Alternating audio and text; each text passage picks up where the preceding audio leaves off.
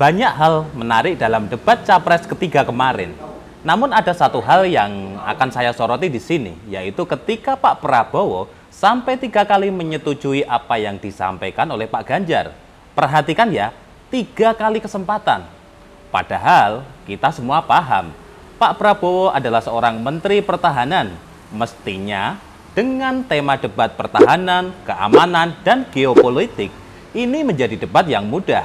Mengingat tema ini merupakan makanan sehari-hari dengan jabatan beliau di Kementerian Pertahanan. Ini menjadi bukti yang paling nyata bahwa Pak Ganjar yang paling siap menjadi penerus Pak Jokowi. Di bidang pertahanan, keamanan, dan geopolitik ternyata beliau sangat mumpuni. Ungkapan persetujuan Pak Prabowo yang sampai 3 kali sudah tidak terbantahkan lagi. Di poin mana saja Pak Prabowo setuju dengan Pak Ganjar? Politik itu asik, bersama saya Vincent Apri. Inilah Kopdar, hanya di channel 2045 TV Jogja.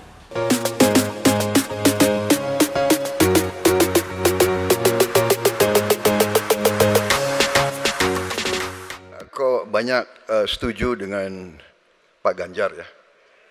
Ya, kalau benar masuk akal, saya setuju. Kalau ngomong-ngomong, ya, kumaha. Sekali lagi saya harus mengatakan, saya kok banyak sependapat dengan Pak Ganjar. Jadi benar tumpang tindih harus diselesaikan oleh pimpinan tertinggi dan itu saya kira bisa ya. Saya nggak mengerti. Jangan-jangan guru kita, buku kita sama, Pak Ganjar. Kok saya banyak sependapat. Terus aja. Saya akan bilang AA. Saya bukan orang macam-macam. Tapi Pak Anies, saya kira Pak Anies perlu belajar ekonomi lagi, ya kan? Jadi kalau bilang ideal 30%, dasarnya apa?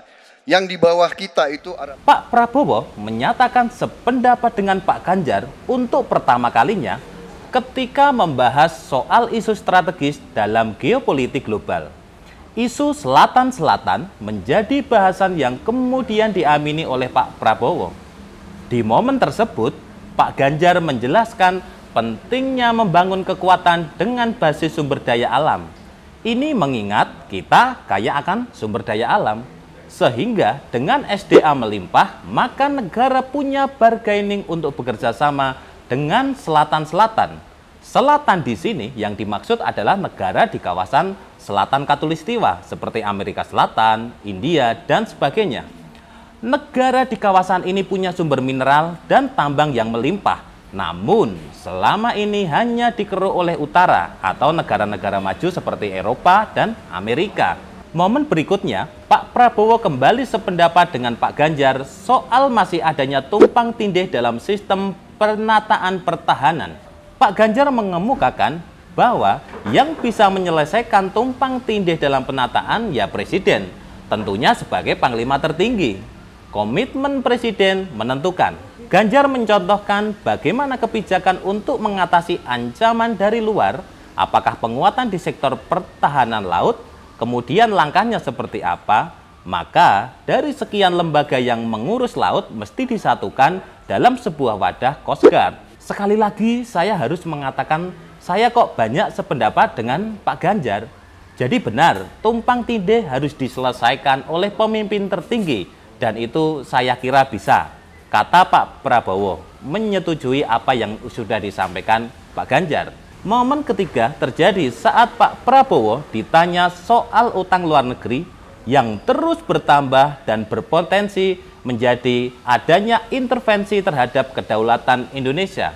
Prabowo menyampaikan hal yang normatif dengan pendekatan hilirisasi dan ini yang agak riskan. Ia meyakini dengan tingkat utang yang masih 40% dari PDB masih dianggap aman. Tentu saja pernyataan ini cukup untuk membuat kita was-was. Sementara di satu sisi, Pak Ganjar dengan tegas mengatakan bahwa utang bisa mematikan. Beliau mengutip buku karya John Perkins, Confessions of an Economic Hitman. Maka hati-hati kalau mau utang, terutama pada infrastruktur yang punya risiko tinggi.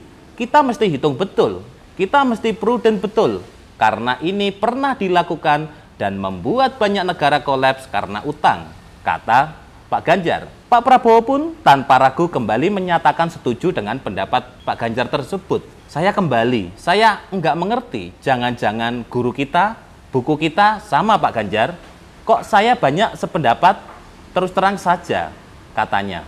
Nah, di persetujuan yang ketiga inilah poin pentingnya. Pak Prabowo ternyata tidak bisa mempertahankan argumennya yang mengatakan bahwa dengan utang yang masih di kisaran 40% akan aman, karena banyak negara justru lebih rendah dari itu. Bahkan, tidak masalah berhutang sampai 50% sekalipun dari PDB, asalkan itu untuk sesuatu yang produktif. Justru Pak Prabowo sependapat dengan ucapan Pak Ganjar, ini jelas telak sekali.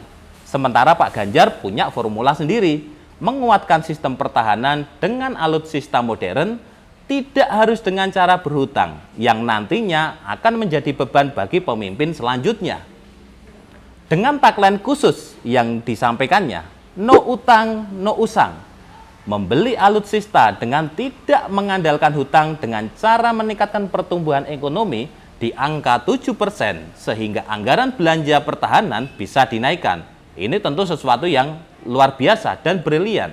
Konsentrasi pada peningkatan persenjataan modern dan bukan malah membeli barang bekas yang biaya perawatannya justru lebih mahal. Pak Ganjar pun bisa menjelaskan detail bagaimana Indonesia harus berperan di ASEAN. ASEAN hari ini bukanlah kekuatan yang bisa diandalkan, maka Indonesia harus menjadi leader dan pemain utama yang berani bersikap, meskipun kadang berbeda pandangan.